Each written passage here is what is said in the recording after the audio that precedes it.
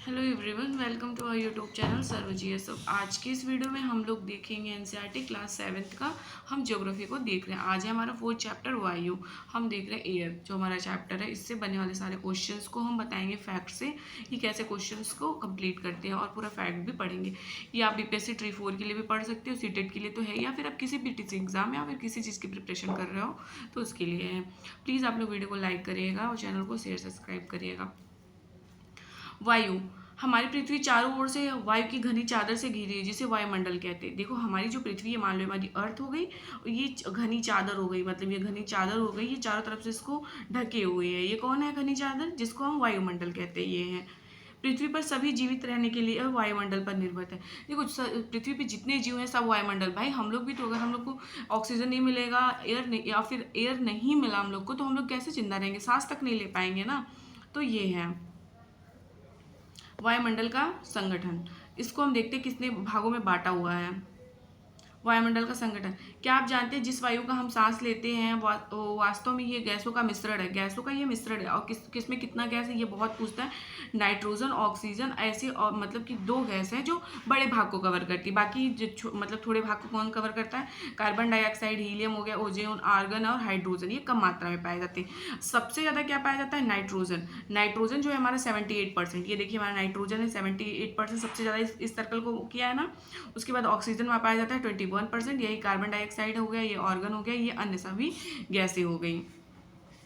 इन गैसों के अलावा धूल के छोटे छोटे कण भी हवा में मौजूद होते हैं। देखो, इन गैसों के अलावा जो धूल के छोटे छोटे कण होते हैं वो भी हवा में मौजूद होते हैं। ये वृत्त रेखा के लिए दिया हुआ है, ये मैंने आपको समझा दिया।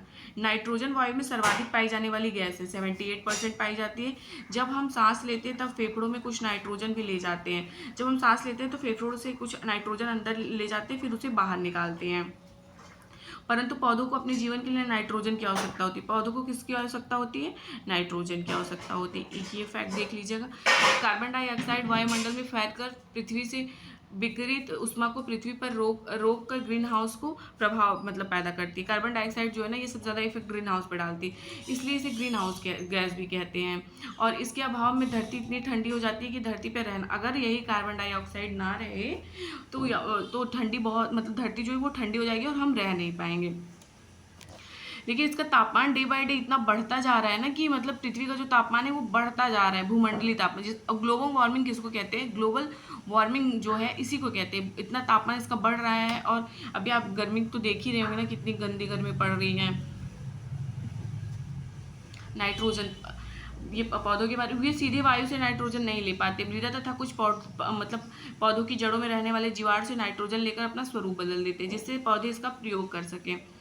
ऑक्सीजन वायु में प्रचुर मात्रा में मिलने वाली दूसरी गैस है। मनुष्य तथा पशु सांस लेने में वायु से ऑक्सीजन प्राप्त करते हैं। हरे पादप प्रकाश संश्लेषण आदि ऑक्सीजन उत्पन्न करते हैं। इस प्रकार वायु में ऑक्सीजन की मात्रा समान बनी रहती। यदि हम वृक्ष काटते हैं तो संतुलन जो है वो क्या होता है? बिगड़ जाता है। कार्बन डाइऑक्साइड अन्य महत्वपूर्ण गैस है। हरे पादप अपने भोजन के रूप में कार्बन डाइऑक्साइड का प्रयोग करते हैं और ऑक्सीजन वापस देते हैं। मनुष्य और पशु कार्बन डाइऑक्साइड बाहर निकालते हैं। मनुष्य तथा पशुओं द्वारा बाहर छोड़ी जाने वाली कार्बन डाइऑक्साइड की मात्रा पादपों द्वारा प्रयोग की जाने वाली गैस के बराबर होती है, जिससे यह संतुलन बना रहता है। परंतु यह संतुलन कोयला, खनिज, मतलब ये सारी चीज़ें जो हैं, इसकी वजह से, जो इतने ईंधन चल रहे हैं इसकी वजह से जो है ये खराब होता जा रहा है। ये वायुमंडल में प्रतिवर्ष करोड़ों टन कार्बन डाइऑक्साइड की बढ़ोतरी करते हैं। परिणाम स्वरूप कार्बन डाइऑक्साइड का बढ़ा हुआ आयतन पृथ्वी पर मौसम तथा जलवायु को प्रभावित कर रहा है, बहुत ज़्यादा प्रभावित कर रहा है। यहाँ से बहुत क्वेश्चन आते हैं। वायुमंडल की संरचना देखो, वायुमंडल की परत, सबसे पहला परत जो है ना, ये याद रखिएगा, ये क्षोभ मंडल है। पहले हम चित्र से समझ लेते हैं। फिर समताप मंडल है हमारा, ठीक है। फिर मध्य मंडल है, फिर हमारा आ जाता है मध्य मंडल, फिर वायुमंडल, फिर हमारा बहिर्मंडल। ये चीज याद रखिएगा। वायुमंडल की संरचना, वायुमंडल जो है हमारी 5 परतों में विभाजित है, जो पृथ्वी की सतह से आरंभ होती है। सबसे पहले क्षोभ मंडल, समताप मंडल, मध्यम मंडल, वायुमंडल, और फिर हमारा बहिर्मंडल। क्षोभ मंडल, समताप मंडल, मध्य मंडल, वायुमंडल और फिर बहिर्मंडल। क्षोभ मंडल जो है ये परत वायुमंडल की सबसे महत्वपूर्ण परत है। ये जो है महत्वपूर्ण परत है वायुमंडल की सबसे। इसकी औसत ऊंचाई 13 किलोमीटर है। हम इसी में मौजूद वायु में सांस लेते हैं। और मौसम संबंधित आपसे पूछेगा कि कितनी सारी घटनाएं किसमें होती हैं, लगभग सारी घटनाएं जो है इसी में होती है, क्षोभ मंडल में। जैसे कोहरा हो गया, वर्षा हो गया, ओला पड़ना, इसी परत में होती है। फिर समताप मंडल आता है हमारा। समताप मंडल क्षोभ मंडल के ऊपर का भाग समताप मंडल कहलाता है। ये लगभग 50 किलोमीटर की ऊंचाई तक फैला हुआ है। यह परत बादलों एवं मौसम संबंधित घटनाओं से लगभग मुक्त होती है। इसके फलस्वरूप यहाँ की परिस्थिति हवाई जहाज उड़ाने के लिए आदर्श होती है। देखो ये जो है ना हवाई जहाज के लिए मतलब सबसे ज़्यादा वो होता है सही। आपसे पूछेगा हवाई जहाज कौन से मंडल में उड़ता है, तो समताप मंडल। और हानिकारक सूर्य से आने वाली हानिकारक किरणों से भी हमारी रक्षा करता है। मध्यमंडल ये वायुमंडल की तीसरी परत है। यह समताप मंडल के ठीक ऊपर होती है, लगभग 80 किलोमीटर तक ऊंचाई तक फैला रहता है। अंतरिक्ष से प्रवेश करने वाला उल्कापिंड, आपसे यही क्वेश्चन पूछेगा कि उल्कापिंड प्रवेश कौन से मंडल में करता है, तो आप बता देना मध्यमंडल में। फिर वायुमंडल आता है हमारा। वायुमंडल ये बहुत ऊंचाई पे है, ठीक। ये आयन मंडल इस परत का भाग, आपको कभी कभी वायुमंडल आयन मंडल भी इसको कहते हैं। आयन मंडल इसी का भाग है। यह 80 से 400 किलोमीटर तक फैला हुआ है। आपसे पूछेगा रेडियो संचार, रेडियो संचार की जितनी चीजें होती है इसी वायुमंडल में होती है। अब आता है हमारा बहिर्मंडल। वायुमंडल की सबसे ऊपरी परत बहिर्मंडल के नाम से जाना जाता है। वायु की पतली परत होती है, इसमें बहुत हल्की हल्की गैस होती है, जैसे हीलियम हो गया, हाइड्रोजन, यही सब होती है, अंतरिक्ष में तैरती रहती हैं।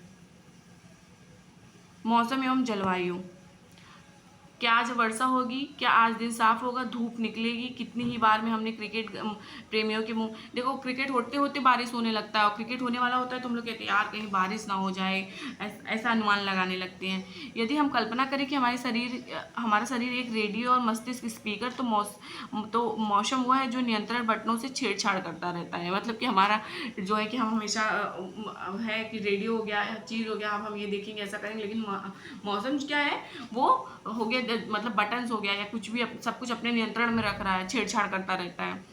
मौसम वायुमंडल की प्रत्येक घंटे तथा प्रतिदिन की स्थिति होती है। देखो मौसम और जलवायु में आपको डिफरेंस समझना है। सबसे बड़ी बात, मौसम क्या होता है, प्रत्येक घंटे तथा प्रतिदिन की स्थिति होती है। आर्द्र एवं गर्म मौसम किसी को भी चिड़चिड़ा बना सकता है। अच्छा हवादार मौसम हमें आनंद तथा घूमने की योजना भी बना सकते हैं।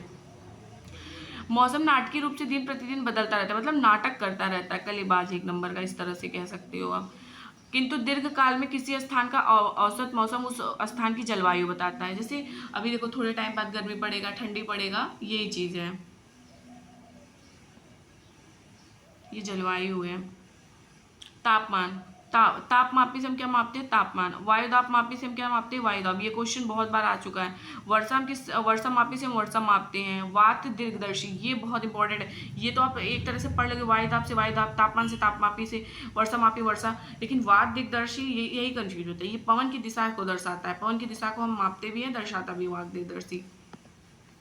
तापमान, आप प्रतिदिन जिस तापमान का अनुभव करते हैं वो वायुमंडल का तापमान होता है। वायु में मौजूद ताप एवं शीतलता के परिणाम को तापमान कहते हैं। हम जो महसूस करते हैं, जैसे भी गर्मी कर रहे हैं, वायुमंडल का तापमान केवल दिन और रात में ही नहीं बदलता, बल्कि ऋतुओं के अनुसार भी बदलता है। शीत ऋतु की अपेक्षा ग्रीष्म ऋतु में ज़्यादा गर्मी होती है। आतपन से बहुत क्वेश्चन आता है। आतपन क्या होता है, आतपन एक महत्वपूर्ण कारक है जो तापमान के वितरण को प्रभावित करता है।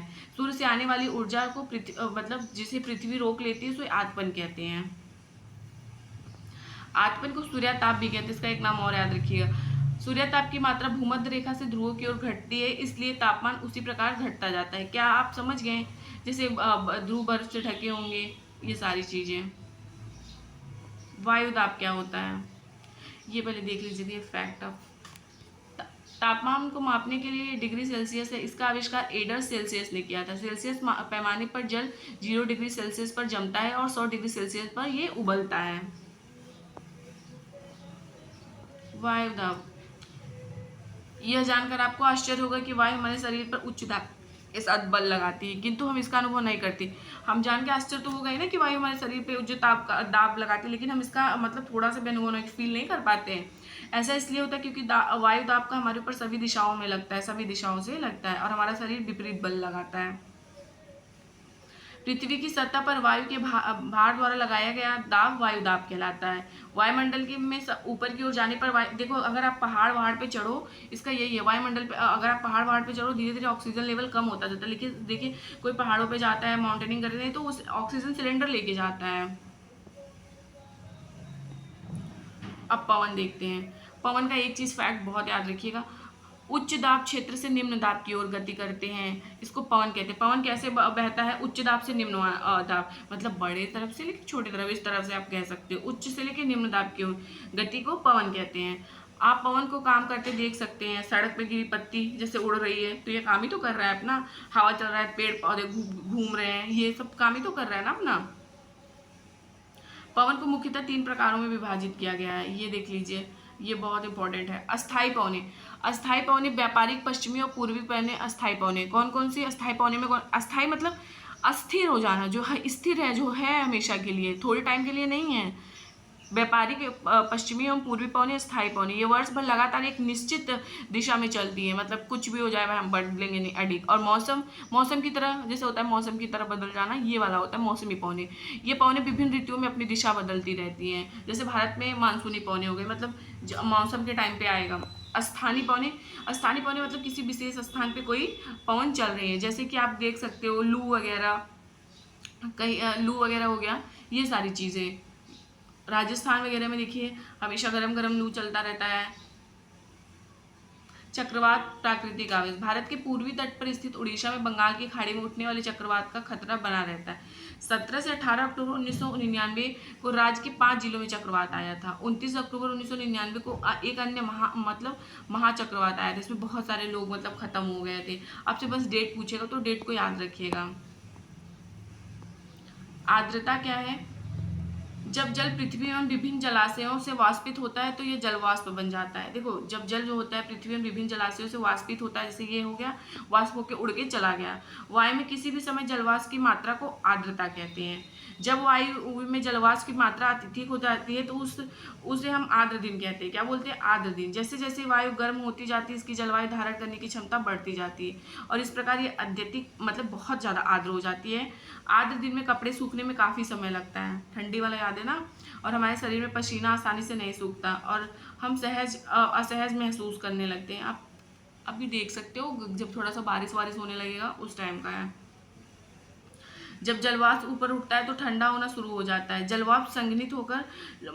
जलवाष्प जो होता है संघनित होकर ये क्या होता है? जल की बूंदें बनाती है। बादल इन्हीं जल की बूंदों का ही एक समूह है। जब जल की ये बूंदें इतनी भारी हो जाती हैं कि वायु में तैर ना सके, तब ये वर्षा के रूप में फटाक से नीचे आ जाती हैं। आकाश में उड़ते हुए हवाई जेट अपने पीछे सफेद पथ चिन्ह छोड़ते हैं। इनके इंजनों से निकली नमी संघनित हो जाती है। वायु के गतिमान न रहने की स्थिति में संघनित नमी कुछ देर तक अपने पथ के रूप में दिखाई देती हैं। पृथ्वी, पृथ्वी पर जल के रूप में गिरने वाला वर्षण वर्षा कहलाता है। वर्षण ही वर्षा होता है ना। ज़्यादातर भौम जल वर्षा जल से ही प्राप्त होता है। आपसे ये पूछेगा ज़्यादातर भौम जल किससे प्राप्त होता है? ज़्यादातर भौम जल वर्षा जल से ही प्राप्त होता है। पौधे जल संरक्षण में मदद करते हैं। जब पहाड़ी पार्श्वों से पेड़ काटे जाते हैं, वर्षा जल अनावृत पहाड़ों से नीचे बहता है। यह निचले इलाकों में बाढ़ का कारण बन जाता है। और वर्षा 3 प्रकार के होते हैं, श्रावणीय वर्षा, प्रवृत्ति वर्षा और चक्रवाती वर्षा। ये कितने होते हैं? 3 प्रकार के होते हैं। पौधे तथा जीव जंतुओं के जीवित रहने के लिए वर्षा बहुत महत्वपूर्ण है। अगर बारिश नहीं होगी, पिएंगे नहीं, रहेंगे, खाएंगे नहीं, तो क्या है? बिना पानी के तो कोई रह ही नहीं पाएगा ना। ये बात याद रखिएगा। वर्षा के दूसरे रूप है हिम, सहिम, वृष्टि तथा ओला। तो ये हमारा चैप्टर समाप्त होता है। और अगर आपको नोट्स लेना हो एनसीईआरटी की प्राइस है 21 रुपीज़। इसमें हिस्ट्री, ज्योग्राफी, पॉलिटिकल साइंस तीनों हैं। आप व्हाट्सअप कर सकते हो। ये नंबर है 8921, हाँ ये 8960218203। आप उस पर मैसेज करके ले सकते हो नोट्स। तो प्लीज़ आप लोग वीडियो को लाइक करिएगा, चैनल को शेयर सब्सक्राइब